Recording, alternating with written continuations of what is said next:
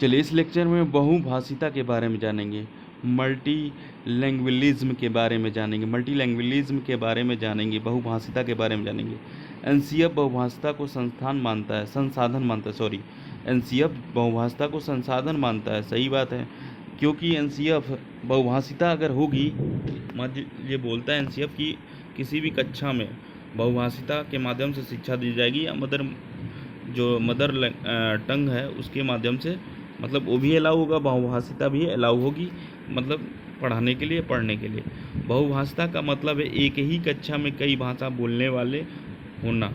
मतलब बहुभाषिता का जो मतलब है यह कि एक ही कक्षा में कई भाषाएं अगर बोली जाती हैं तो उसको बहुभाषिता बोलेंगे। बहुत सारे भाषाएं हैं, मान लीजिए एक बच्चा है बंगाल से आया है, और एक बच्चा हरियाणा से आया है, एक बच्चा बिहार से आया, एक बच्चा यूपी से आया, एक बच्चा केरला से आया। ये सारे बच्चे अपने मदर टंग को सीख कर आए हैं वहाँ से, एक क्लास में बैठे हुए हैं, तो उनकी कई तरह की वो भाषाएं मतलब यूज करेंगे।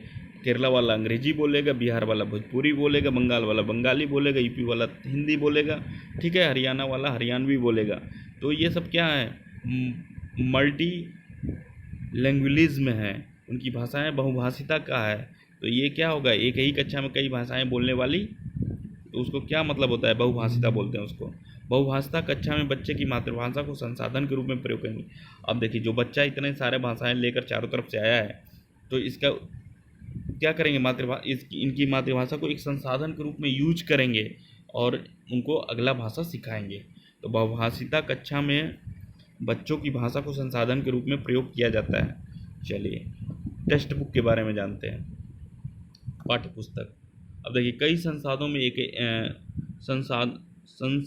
में से एक संसाधन है, लेकिन एकमात्र संसाधन नहीं है। बोल रहा है सीखने के लिए कई संस्थानों में से एक संसाधन है, मतलब सीखने के लिए पाठ्य पुस्तक क्या है, एक संसाधन है। देखिए, पाठ्य पुस्तक जो है कई संसाधनों में से एक संसाधन है, लेकिन एकमात्र संसाधन नहीं है। मतलब सीखने का भैया कई चीज़ है, टेलीविज़न के थ्रू, किसी दूसरे मास्टर के थ्रू, किसी और चीज़, कई माध्यम से हम सीखेंगे। देख कर सीख सकते हैं, सुन कर सीख सकते हैं, लेकिन एक माध्यम है ये भी कि पाठ्य पुस्तक एक माध्यम है, रंग बिरंगे होनी चाहिए। अब कैसा होना चाहिए, रंग बिरंगे होनी चाहिए, आसान भाषा में होनी चाहिए, बोलचाल के भाषा में। जो हमारी पाठ्य पुस्तक है, टेक्स्ट बुक है, वो आसान भाषा में होनी चाहिए, रंग बिरंगे होनी चाहिए, व्यवहारिक ज्ञान पर आधारित होना चाहिए, बच्चे के स्तर के अनुरूप होनी चाहिए। मतलब हमारा क्या स्तर है, ठीक है, उसके अनुरूप होना चाहिए, और व्यवहारिक ज्ञान पर आधारित होना चाहिए, आसान भाषा में होना चाहिए, रंग बिरंगी होनी चाहिए।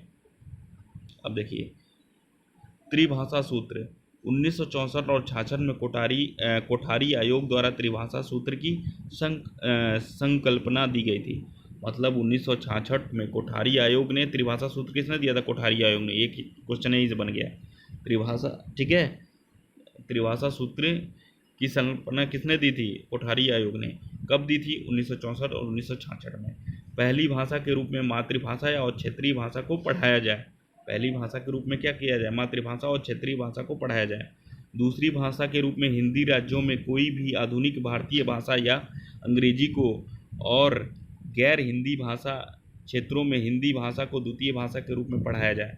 मतलब अगर मान लीजिए, अगर हमारा पहली शिक्षा जो होगी, पहली भाषा जो होगी मातृभाषा, क्षेत्रीय भाषा में पढ़ाया जाएगा, जो हमारे आसपास चलेगा, जो हम सीख के घर से गए होंगे।